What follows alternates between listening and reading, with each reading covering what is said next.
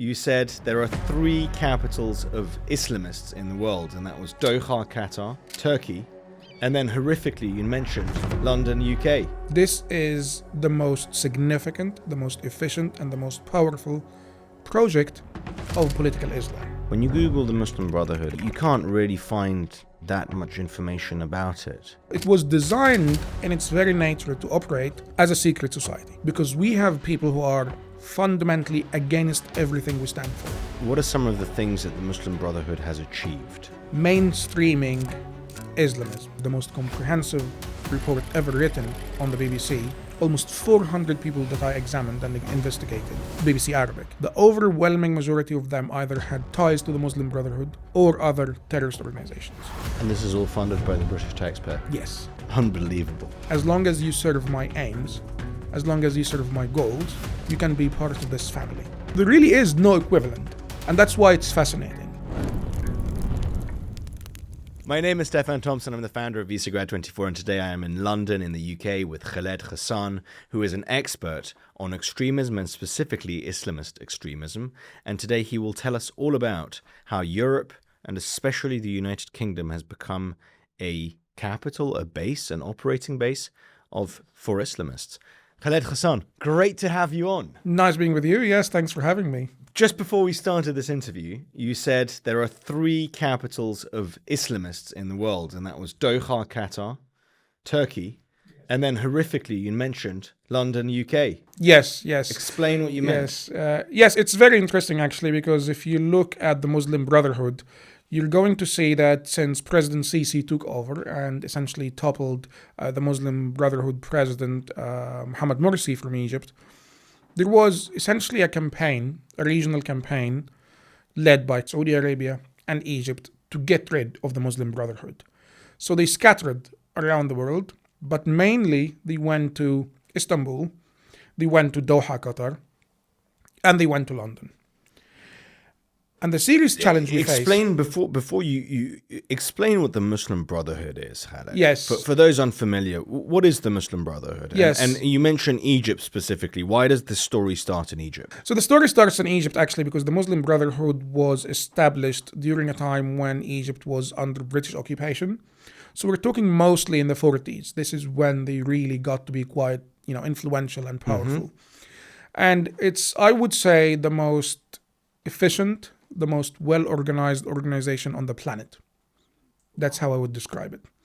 Because the Muslim Brotherhood has had incredibly powerful enemies. What does the Muslim Brotherhood stand for? So the Muslim Brotherhood is essentially a transnational movement. It does not recognize national borders. It's a movement that has a set of ideas, Islamist ideas, that symbolize political Islam. This is the most significant, the most efficient, and the most powerful project of political Islam.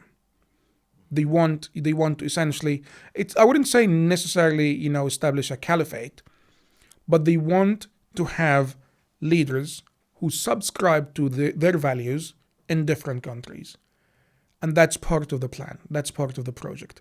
So if you have a Muslim Brotherhood president in Egypt, and if you have the same in the UAE, in Saudi Arabia, across the region, then you essentially have a caliphate in anything but name. What does it mean to be a member of the Muslim Brotherhood? When you Google, the reason I'm asking you this is when you Google the Muslim Brotherhood, it's not like when you Google ISIS and you get these images of terrorists on pickup trucks, shooting around and doing beheadings. When you Google the Muslim Brotherhood, it's all incredibly secretive. You can't really find that much information about it. Yes, because it's a secret society. It was designed in its very nature to operate as a secret society, which is why it's very dangerous. So you will find liberals who are part of the Muslim Brotherhood. They're members of the Muslim Brotherhood. Liberal Muslims? No, liberals generally even. Liberals? Yes. You're going to find non-Muslim liberals who subscribe to the values of the Muslim Brotherhood, who support the Muslim Brotherhood, and they maintain a different level of membership. That's why this organization is so incredibly efficient. So it's set up in the 40s. Yes. It's in Egypt, British occupation. Yes. Then the Brits leave. Yes. but the Muslim Brotherhood is still there. Yes. So it sets itself up as a nationalist, anti-Western, anti-imperialist movement. And that's why it gains a lot of support, because obviously it says, look, Islam, we need our countries, we need, to Sure. liberate our country. So it gets really popular. Yeah. And President Sadat joins, Okay. and when he was a military officer. And President Nasser was a member when he was also a military officer. And many, many of Egypt's most influential politicians were actually members. And then they have conflicts, and then they essentially split and go their separate ways. But the most fascinating thing is the Muslim Brotherhood has partnerships with the most unlikely partners. So you will find that they use different people, including, again, like I said, liberal leaders, liberal politicians, as partners. And they partner together, whether it's in lawsuits, media campaigns, whatever they need. They are extremely pragmatic. You don't have to be a Muslim to sort of maintain a different level of membership. So that's the thing. They have different levels of memberships. And that means that you can be whatever you are.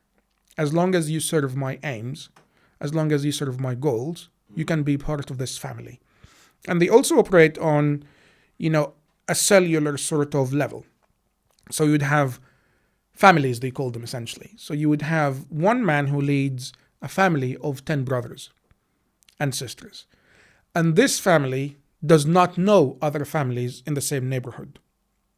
It's that level of secrecy. So if one family is arrested, me and you, we could be members of the Muslim Brotherhood, but we don't know. That's how efficient it is. No, I'm serious. We don't know each other. Like you would be sat somewhere with someone, and you both are members in a way, but you don't actually know each other. It's like the Freemasonry of the Islamic world. The Freemasonry is completely different. Freemasonry does not have political aims. Freemasonry is also not a secret society. They would say we are a society It's the with Scientology secrets. of Islam? Yes. In a way, yes. It's Okay. fascinating. It's like I said, there really is no equivalent. And that's why it's fascinating.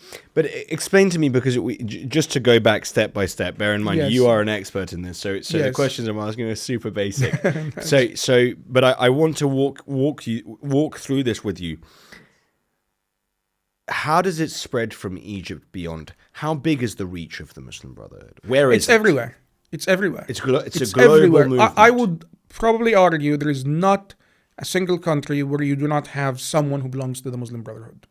And it's a hierarchical organization. Yes. There is a leader. There's a leader who's in charge of all the chapters of, or are there national chapters? So is the Muslim Brotherhood in Syria different to the Muslim Brotherhood in Gaza, different to the Muslim Brotherhood in Egypt, different to the Muslim Brotherhood Yes. in London? Or do they all report back? Is it like a pyramid? Do they report back higher up? That's the beauty of this. There is no reporting mechanism, because even the president, or al-Murshid, as they would call him, the man who guides the movement, he guides the movement spiritually. He makes the big decisions. He sort of issues fatwas somehow, but you don't really need him. When he's jailed, when he's killed, when whatever is happening, you have the foundations and the rules that you operate by. You know what you're doing, and because it relies also on zakah, which is the Muslim obligation to give charity. One of the 5 pillars of Islam. Yes. So zakah is, you have to give a certain percentage, almost 2 or 3%, to Muslim causes, to, poor people. It's, and it's something nice in a way, because obviously you have to give to charity, to poor people, but they use that to go to Muslims and say, look, your charity is okay to give to me. So they operate financially, these chapters, these families, and it really is fascinating, because like you have a national chapter, and you have that splitting into smaller groups, and the smaller groups splitting into families, and you go back to the very grassroots movement, which is like 5 or 10 people. They're accountants, they're doctors, they are military officers, and because the membership is so secret, the membership is essentially going into a place and saying a few words. Like going into a room and saying a few words. That's basically it. You don't have, a card for membership. You don't have. It's almost impossible to find out. And they are also in Egypt's diplomatic service, they're in the military, they're everywhere. Because it's that easy. What are some of the things that the Muslim Brotherhood has achieved? What are some examples of terror attacks or law cases or lawsuits? What are some of the things that you could show us that show us the impact and the power of the Muslim Brotherhood? So the impact and the power of the Muslim Brotherhood is, in my view, mainstreaming Islamism. So they have gone in the West and essentially said it's Islamophobic to say we're afraid of political Islam. And that, in my view, is the greatest achievement by the Muslim Brotherhood. Because now we are in a position where if you believe that Islamism poses a threat to Western values, to Western societies, you're an Islamophobe.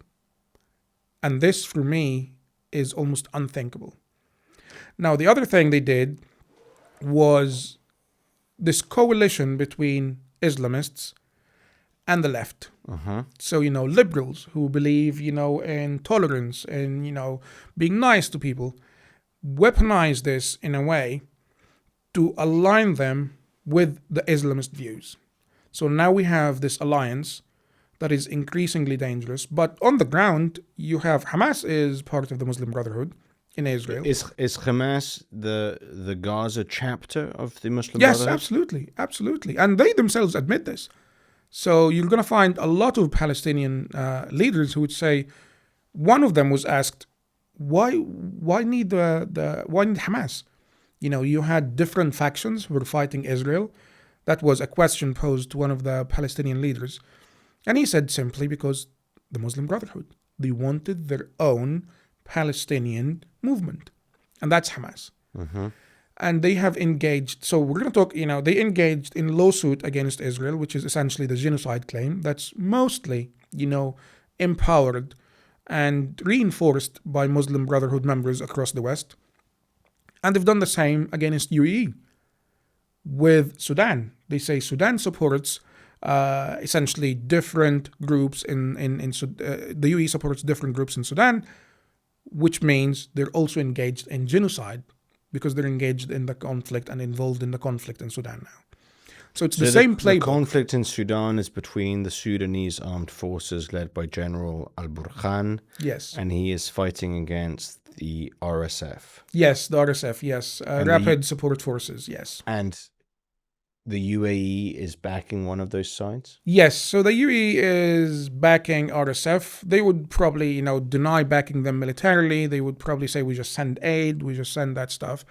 Generally speaking, they are backing a movement that is anti-Islamist.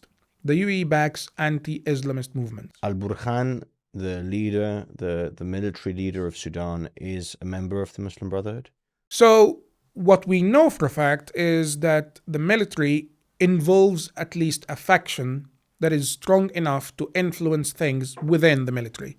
So you can say he's aligned at least. That's what we can say. He's at least aligned with the Muslim Brotherhood. And he is an Islamist. And he's an Islamist, yes, exactly. So that's what we can say, based on facts again. And what other examples of was ISIS part of the Muslim Brotherhood? I wouldn't say so. I wouldn't say ISIS was part of the Muslim Brotherhood because ISIS operates in a completely different way. ISIS is... What other movements, before we get too confused, what other movements around the Middle East are part of the Muslim Brotherhood or Muslim Brotherhood aligned? Yes, so I would probably say you have in Libya, there is a Muslim Brotherhood movement that is also involved in the conflict. You have in Yemen the same, you have a Muslim Brotherhood movement that is involved in the conflict. You have in Tunisia, which is obviously, it was the home of the Arab Spring. Of course. You have a huge Muslim Brotherhood movement. Kuwait is actually now pretty much in parliament. There is a huge influence by the Muslim Brotherhood, which is why Kuwait is, unlike other Gulf countries, is not considering normalization with Israel, is extremely more anti-Semitic than most Gulf countries now. And it's a serious issue now for the Gulf. You also have someone like Yusuf al-Qaradawi, who was a prominent Islamist preacher, and he was based in Doha in Qatar, and he's part of the Muslim Brotherhood.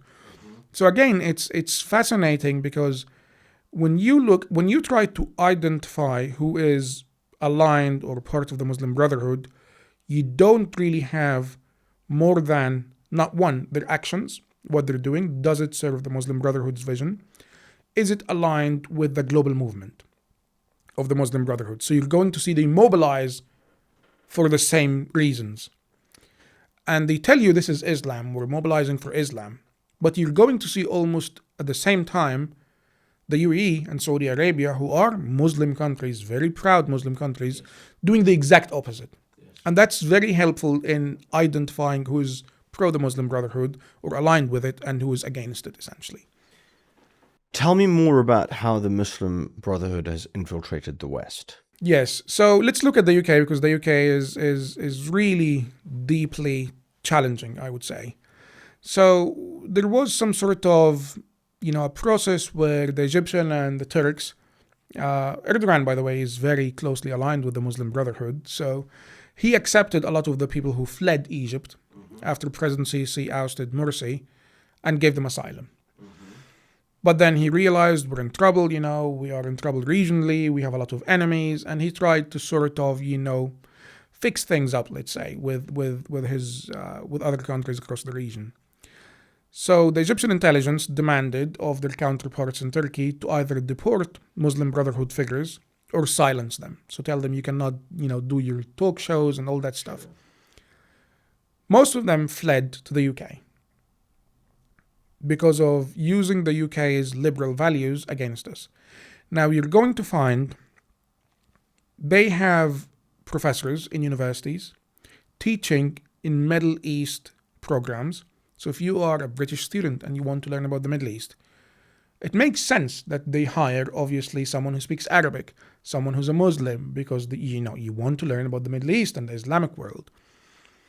They infiltrated this so successfully that you will now see professors who wrote books romanticizing Hamas, saying Hamas is a liberation movement. Ooh. And that is how extremely successful they are. BBC Arabic is one of the biggest consumers of Muslim Brotherhood publications. It hosts a lot of their professors, their leaders, and they're presented as, legitimate, credible voices. That's BBC Arabic. I part of my contribution to Trevor Serson's report on the BBC, which is the most comprehensive report ever written on the BBC, and its bias was examining the people they interviewed, the reporters, everything. Almost 400 people that I examined and investigated.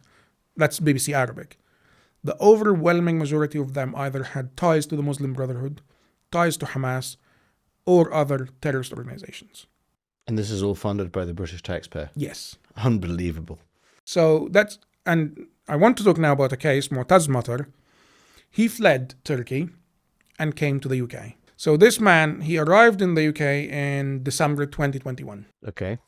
His support for proscribed organizations, Hamas, Muslim Brotherhood. He was a YouTuber? Yes, he was in Egypt. He was actually a broadcaster, so he had his TV show in Egypt. So he was famous in Egypt? Yeah, oh yes, very famous, very famous. And then he, like I said, moved to Turkey after, the Muslim Brotherhood were essentially just exiled. And in 2021, the Turks and the Egyptians talk and they say to him, look, you're going to have to leave Turkey now because we want to, fix things up with Egypt.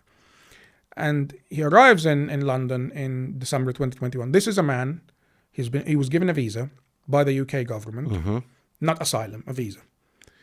And I'm not sure if it's a work visa or whatever, but they had enough money and they had enough connections to get the lawyers to work for him in the UK, to get him the visa, a work visa, which is very hard to get in the UK if you're not British, as many people would know. So he arrives in December 2021, and he has years and years of recordings where he is supporting terrorism, being anti-Semitic, calling for the murder of Jews, and this is one of the most popular people in the Arab world. What's fascinating is I talked to my mom, who's Muslim, before he left Turkey. And I said, there is news about this guy. Where do you think he will go? And he said, of course he's going to go to London. That's a Muslim woman in her 60s. Yeah. Of course he's going to go to London. Everyone knows he's going to go to London. It is that obvious to Muslims that London is just now home. You know, it's the home of the Muslim Brotherhood. So you led a campaign against how do I say Mu'taz Matar. Yes. Mu'taz Matar. Yes. Yes. You led a campaign. You Yes. investigated this man. Yes, I investigated him, as, completely on a volunteer basis.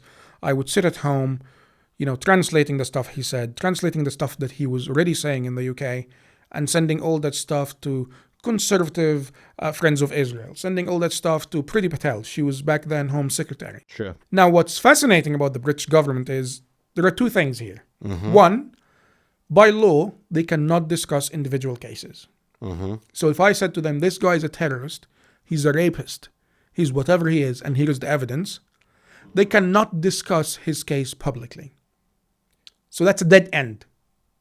We're not going to do anything about it. We cannot even discuss it. Go away. Wow. That's off-the-shelf response. Yeah. So whoever is in government, Yeah. Labour, Conservative, if we have reform one day, if things remain the same, we can't even discuss it, let alone do anything about this.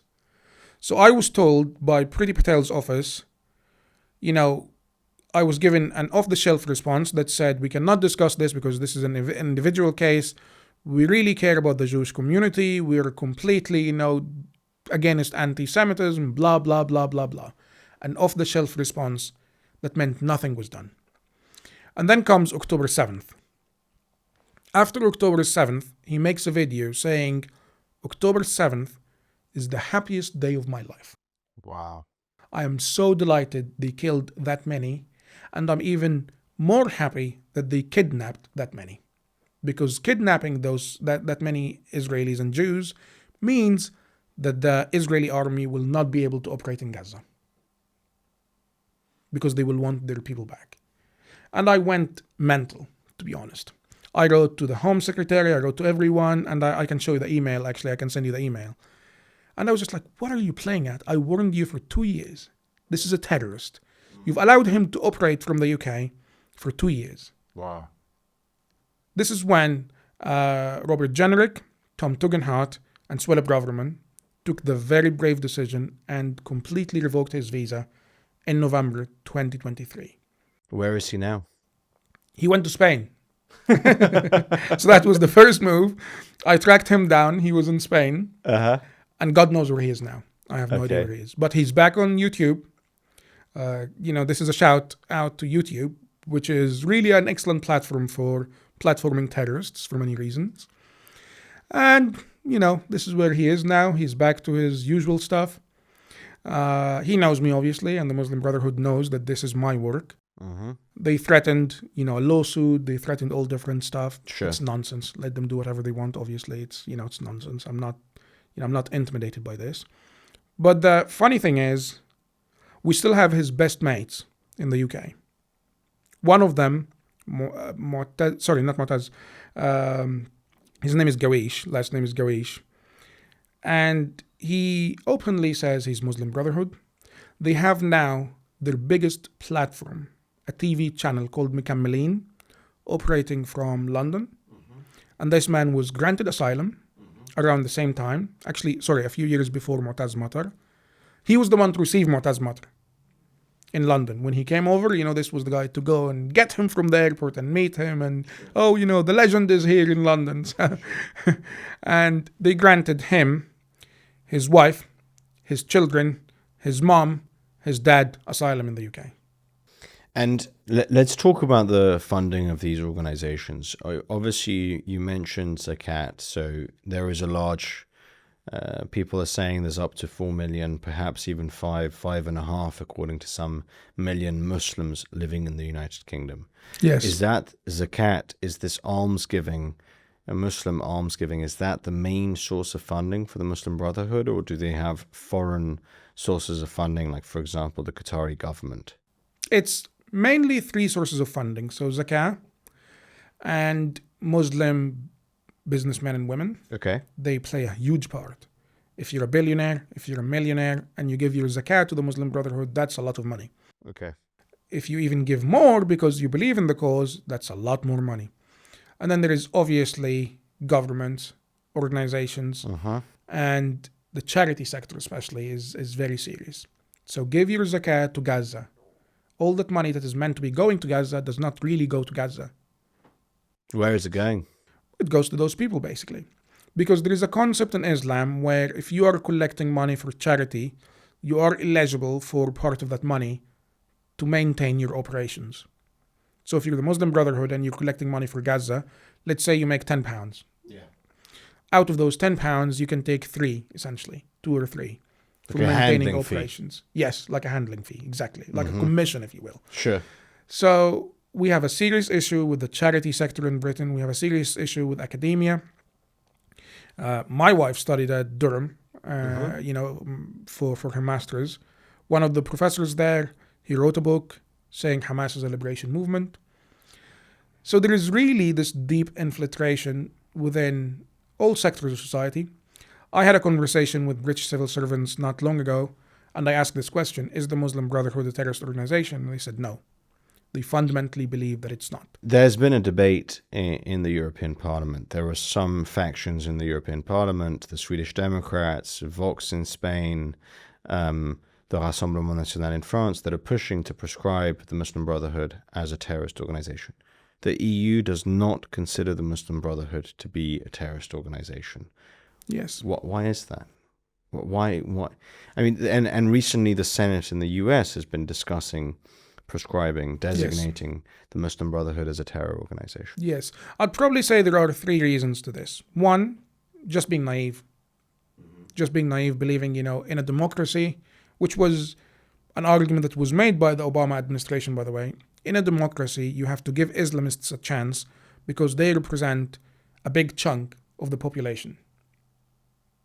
So if, this segment of society says we want to kill Jews, well, it's democratic to give them that voice. So, that's one point. It's a democracy, The other point is a lot of people, and this includes our security services, they're actually against proscribing the Muslim Brotherhood because they believe that this would mean they would go even deeper underground and they would become dangerous. That makes some sense as an argument. I can understand that argument. That argument is actually the sort of a legitimate argument. But here's the thing. So our police, let's look at the police, for example. They're meant to police our streets without fear or favor. Of course. But we're driven here by fear. If we're scared that they're going to go deeper under the ground and target us, then that's just fear. You're just afraid of them. And terrorism... But we should we be afraid of the Muslim Brotherhood? No. I would say no. Don't be afraid of them. Obviously, it's a massive organization. Obviously, it's dangerous. But we can take on anyone if we want to, because we have to. That's, this is like asking me, should we be afraid of the Nazis? Obviously, I understand your question is legitimate and your question is reasonable. But should we be afraid of the Nazis? If we go back to the 40s and 30s? Well, of course, yes. They've got, they're seriously evil people who have got the capacity to do us harm. But so what? That's the question. And also you have to understand that the very basic definition of terrorism is the use of violence or the threat of using violence for political, religious, social aims. So that means if we're scared of proscribing them because they might actually carry out attacks, then they have won. Then terrorism has actually won and achieved its goal. How do we deal with the Muslim Brotherhood? How do we deal with Islamist radicals in the West? And obviously, I think a large part of this question is there is certainly in France, there's been a 72-page report released by the Ministry of Interior about the Muslim Brotherhood and its operations in France. And there have been, certainly in France, there have been many studies, and France has a substantial Muslim minority, the vast majority of the Maghrebis, so Moroccans, Tunisians, and Algerian, and they are now 2nd, 3rd, and even 4th generation. Yes. So they usually don't even have passports from Algeria or Morocco. They only have French passports. Some of the studies have shown that 2nd, 3rd, 4th generation migrants are more radical than the people who initially made the move. So that has been fueling some of the radicalism. Where am I going with this question? How do we combat Islamists in the West when they cannot be deported because they're second, third, or fourth generation migrants?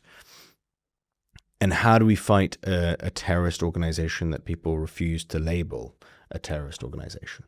Well, we have to, number one, understand that things will get nasty. One way or another, things will get nasty. What do you mean by that? There will likely be some sort of violence in the UK or in France. I mean, if you go to President Macron's statement, he said during the election that France faces a real risk of a civil war. Did he say that? Yes, he said it on record. Civil war. Civil He war. used the word civil war. Yes. Wow. Civil war. So here's a man who's a liberal. But we're talking about civil war. By civil war, he means radical Muslims versus He means, French. yes, different radical movements. So he means far right in his view, and he means far left and Islamists and all these different segments in society. Okay. So we have to understand that the longer we delay this, the nastier it will get. Do you believe that I believe this that, is a yes. possibility? Yes, I Do you think there is a possibility of an October 7th style attack on French or UK or European soil? At the moment, I don't believe so. I don't believe this is going to happen in the immediate term. Long term, I believe it's going to be more of a civil war style or, potentially serious terrorist attacks. Because we have people who are fundamentally against everything we stand for. And the challenge is, not enough people are talking about this. So the longer we delay it, the nastier it gets. If we go to your question, how we deal with them, again, we need to understand that things will at some point get nasty. The problem is our politicians and the way our democracy works means that every leader says, I'm not prepared to deal with this. I'll pass it on to the next leader. Because for me, it's a matter of 4 or 5 years, 10 years at most, and then I'm gone. So we need to recognize that things will get nasty. And in my view, we need to say, like you were saying before our chat, that we need to make citizenship meaningful. We need to make sure that it actually means something. I'm British by naturalization, but no one asked me about my values. No one asked me what I believed in.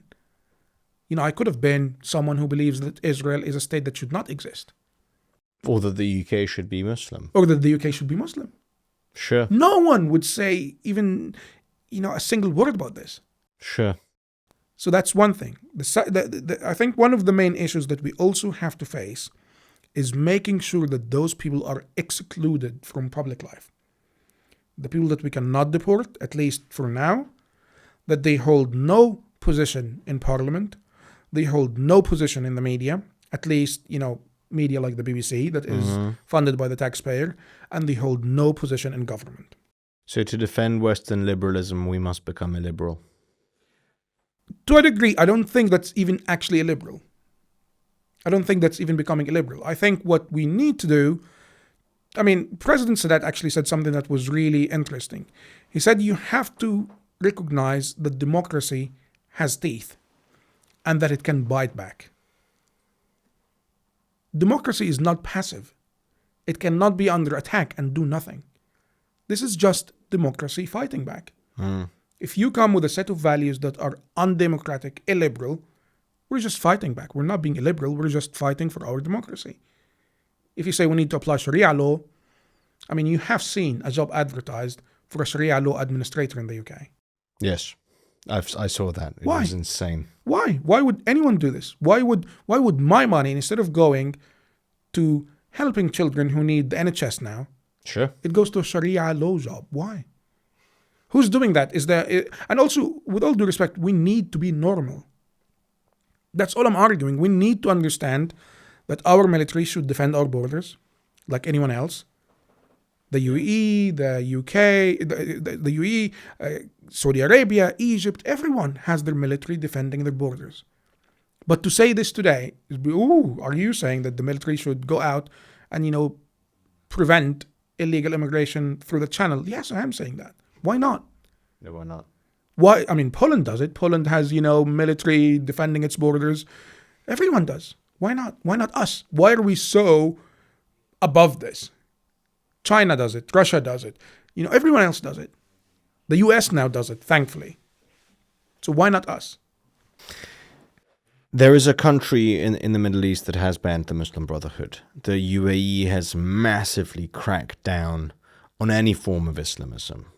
Tell me about the UAE and some of the solutions that they have implemented. What's actually really, really embarrassing is it's the UAE, it's Saudi Arabia, it's Egypt, it's almost the entire Gulf, with the exception of Qatar and Kuwait, very limited countries who haven't banned them yet.